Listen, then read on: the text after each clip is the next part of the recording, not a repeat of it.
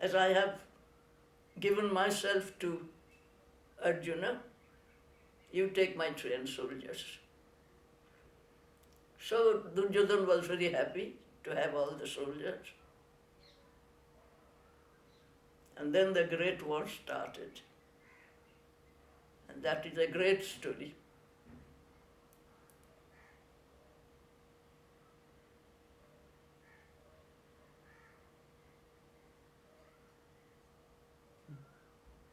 You have seen Krishna once, you told me. Eh? Once you saw Krishna dancing.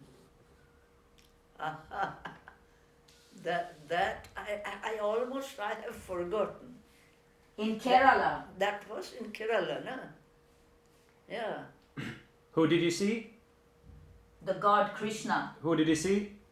Eh? Who was it you saw? Krishna. Krishna, you will see, generally, he is depicted as a dancing god with flute and 3 peacock feathers in his hair, which is taken up like that and make a bun here. And I was sitting by Kerala's, where I was sitting by, somewhere where we stayed nearby. Yeah. I remember where. And it was kind of temple, and I sat there. Is it somebody?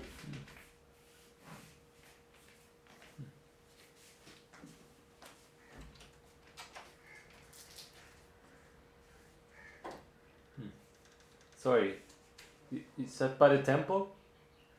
And I saw Krishna playing flute.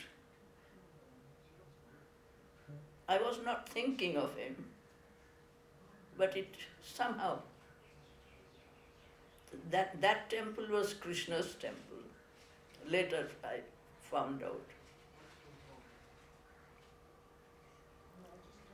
I have had some experience which is a bit strange.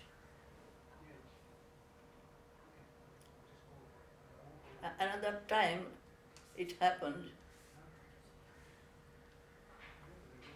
in Calcutta.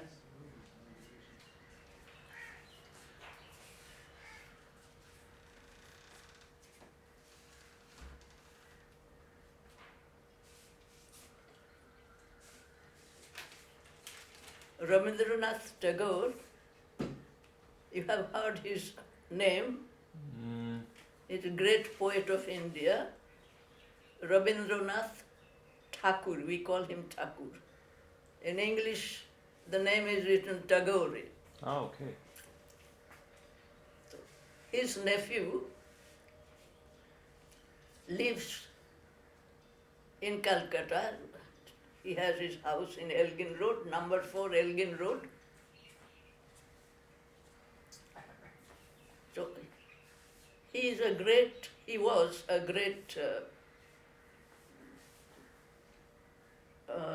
what shall one say? Not lecturer, but yeah, I mean, he used to give a talk every year during our reunion of Brahmo Samaj people.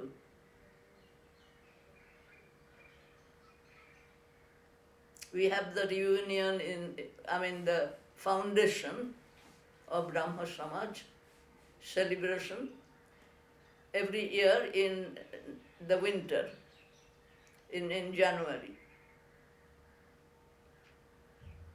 And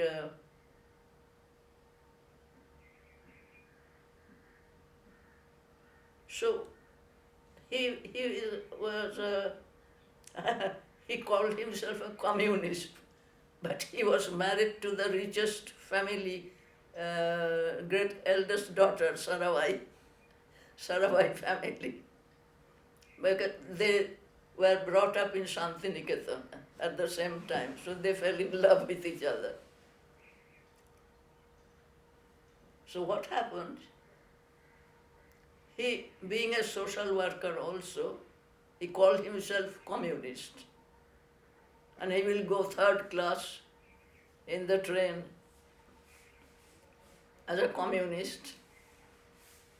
And of course he was told not to do that during summer. He was getting on ages and he wouldn't listen. He was very strong-headed man. But she made astrological findings and knew that he will get a stroke. So he told him not to do that, but he wouldn't listen. And sure, he got a stroke. But we all admired him very much, and we used to love to hear him talk. Why? That is what I have very often now laughed at myself, that don't remember a single word what he said. But we were all, what he said. Don't remember anything. Anyhow, so naturally we went to see him, and such a great talker, but he couldn't talk. And the tears rolling by his eyes. And of course, he was senseless. Or maybe he was not senseless, but he couldn't talk. Otherwise, why tears would come? So he must have felt that his condition.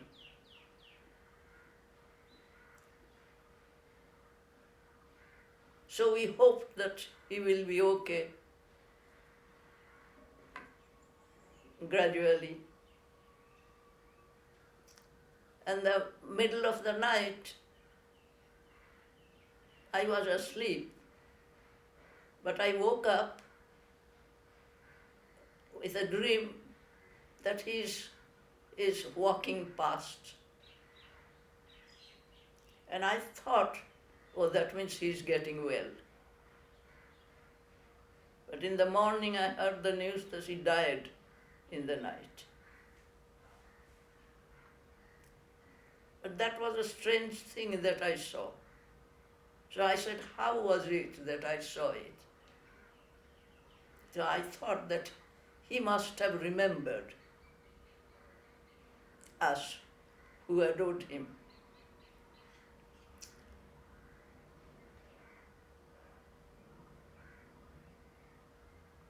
It's a strange feeling.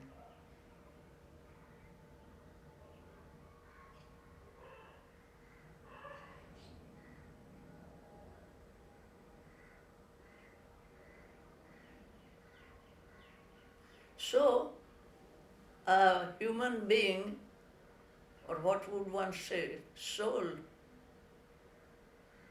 after death, there is the soul. There is something else there after death.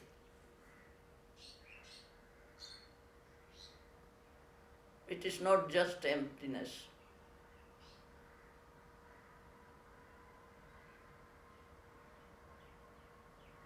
But the interesting thing is, what you ask me about the rebirth, why in India, I think it is the tradition is so deeply imbued that you automatically believe in it.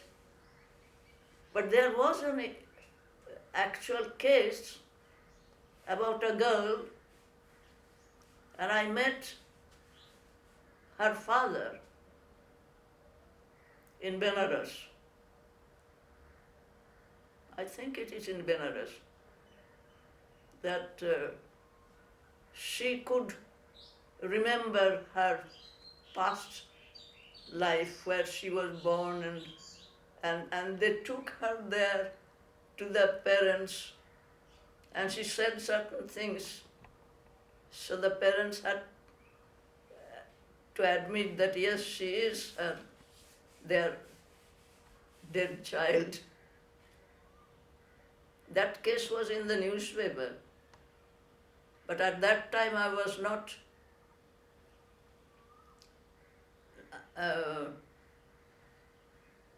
organized enough to take the cuttings and keep the newspaper cuttings and all that.